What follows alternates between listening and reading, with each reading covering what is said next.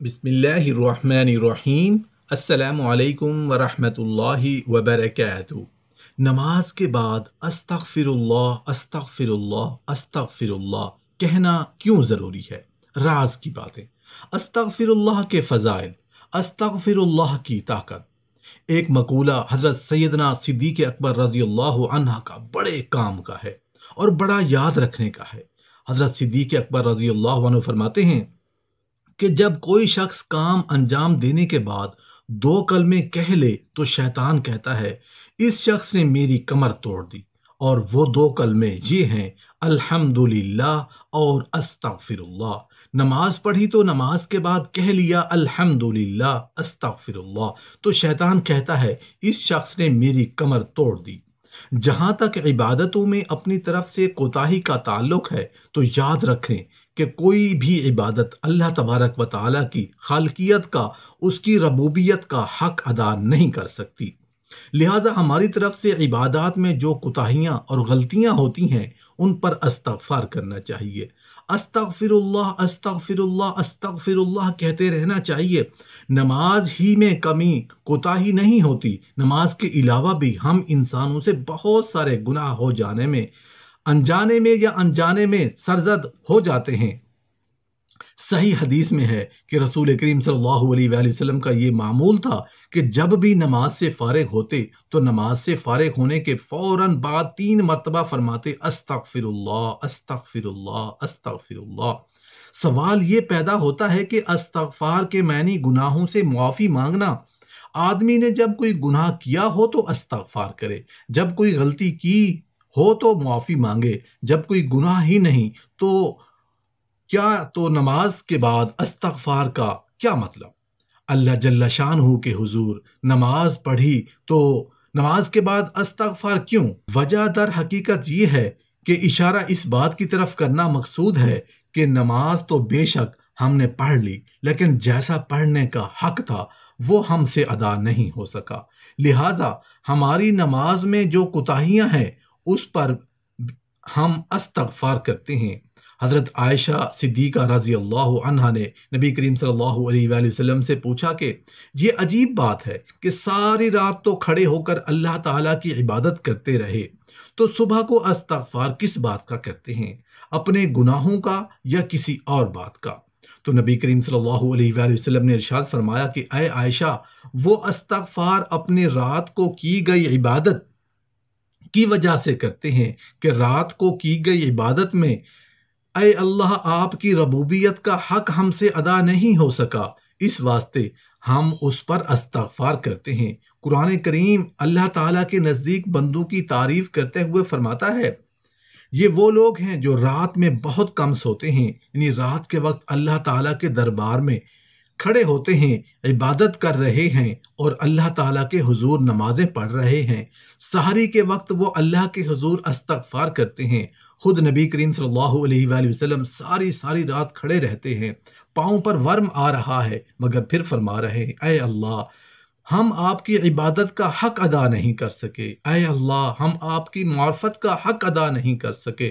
تو جب نبی کریم صلی اللہ علیہ وآلہ وسلم عبادت کا حق ادا نہیں کر سکے تو ہم اور آپ کس طرح ادا کر لیں گے؟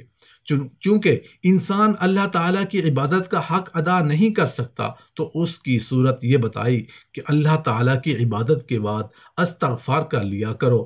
ان کی رحمت ایسی ہے کہ وہ عبادات میں کوتاہیوں اور غلطیوں کو معاف کرنے کے بعد ان کی تلافی فرمائیں گے اور وہی چیز عطا فرمائیں گے جس کا انہوں نے وعدہ فرمایا ہے۔ شیطان کا حربہ عبادت کے بارے میں 2 ہی قسم کا ہوتا ہے۔ ایک حربہ اس کا یہ ہوتا ہے کہ وہ عبادت کے بارے میں بندے کو کبر و ناز میں مبتلا کر دیتا ہے کہ میں بڑا عبادت گزار ہو گیا، میں نے اللہ کی بڑی عبادت کی۔ بندے کے دل میں عبادت پر ناز اور گھمنڈ پیدا کرتا ہے تو الحمدللہ کا لفظ شیطان کی کمر توڑ دیتا ہے۔ تو یہ جو میں نے کیا در حقیقت توفیق کسی اور کی ہے، یہ سب کچھ اس کی عطا ہے۔ دوسرا حربہ شیطان کا یہ ہوتا ہے کہ شیطان اس بات پر لگا دیتا ہے کہ تیری عبادت کیا، تیری نماز کیا، تیرا سجدہ کیا، اور اس سجدہ کی ناقدری کر کے دل میں مایوسی پیدا کر دیتا ہے کہ ساری عمر ہو گئی نماز پڑھتے پڑھتے، لیکن نماز پڑھنے کا جو حق تھا وہ ہم سے ادا نہیں ہو سکا۔ جب وہ حق ادا نہیں ہوتا تو نماز پڑھنے کا کیا فائدہ؟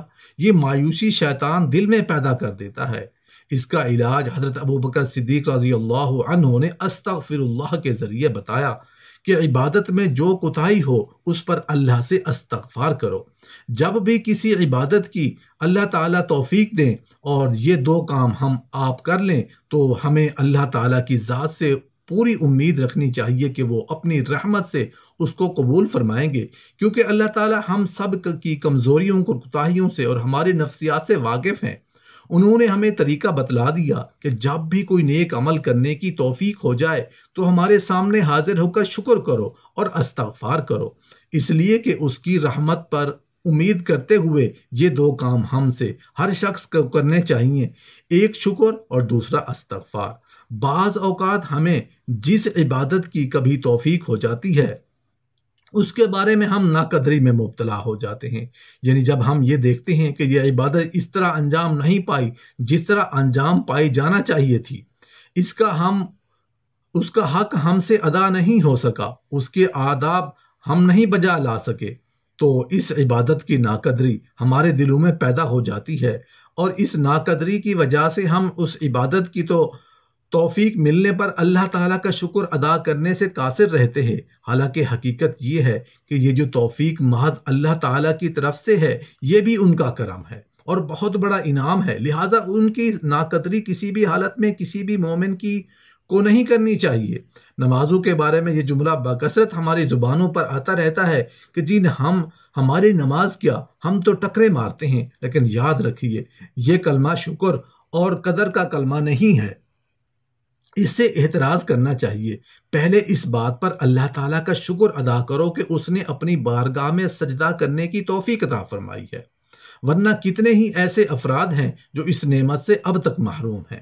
ہم نے رمضان میں روزے رکھے، تراویح پڑھی اور قرآن پاک پڑھنے کی توفیق ہوئی، بے شک ہماری طرف سے وہ کوتاہیوں میں بھری ہوئی تھی، لیکن پہلے اللہ تبارک و تعالیٰ کی طرف سے دی گئی توفیق کا شکر تو ادا کر لو کہ کتنے ہیں جن کو یہ توفیق نصیب ہی نہیں ہوئی کہ ان کے گھروں میں پتہ ہی نہیں چلتا کہ رمضان کب آیا تھا اور کب چلا گیا۔ ہمیں اللہ تعالیٰ نے ان میں سے نہیں بنایا، اس پر اللہ کا شکر ادا کرو۔ حضرت ابو ذر رضی اللہ عنہ ارشاد فرماتے ہیں کہ اللہ تعالیٰ ارشاد فرماتے ہیں، اے جبرائیل، میرا بندہ مجھ سے جو مٹھاس محسوس کرتا ہے اس کو اس کے دل سے مٹا دے۔ پس مومن بندہ اپنے نفس میں جس کا طلبگار تھا اس کے لیے مزید محنت اور طلب کرتا ہے، اس پر ایسی مصیبت ٹوٹتی ہے کہ اس جیسی کبھی نہیں آئی ہوتی۔ پھر جب اللہ تعالیٰ اس کو اس حال میں دیکھتے ہیں تو فرماتے ہیں، اے جبرائیل، تو نے جو مٹا دیا ہے وہ میرے بندے کے دل میں لوٹا دے، میں نے اس کا امتحان کر لیا اور اسے سچا پایا، اور میں اس کے لیے اپنی طرف سے انعامات کے ڈھیر لگا دوں گا۔ بسا اوقات ہماری زندگی ایک نارمل کی طرح چل رہی ہوتی ہے، ہم اللہ پاک سے دعا بھی کر رہے ہوتے ہیں، دعائیں قبول بھی ہو رہی ہوتی ہیں اور ہم اللہ کا شکر بھی ادا کر رہے ہوتے ہیں، لیکن ایک دم سے زندگی اور حالات بدل سے جاتے ہیں کہ ہم جو دعا کرتے ہیں وہ قبول نہیں ہوتی اور پریشانیاں پہاڑ بن کر ہماری زندگی میں داخل ہو جاتی ہیں۔ اصل میں اللہ پاک ہمارا امتحان لینا چاہتے ہیں، جو اس میں کامیاب ہو جاتا ہے تو اللہ پاک اس کے لیے انعامات کا ڈھیر لگا دیتے ہیں، اور جو لوگ ناشکری کرتے ہیں اور صبر کا دامن ہاتھ سے چھوڑ دیتے ہیں تو اللہ پاک ان کو مزید پریشانیوں اور امتحان میں ڈال دیتا ہے۔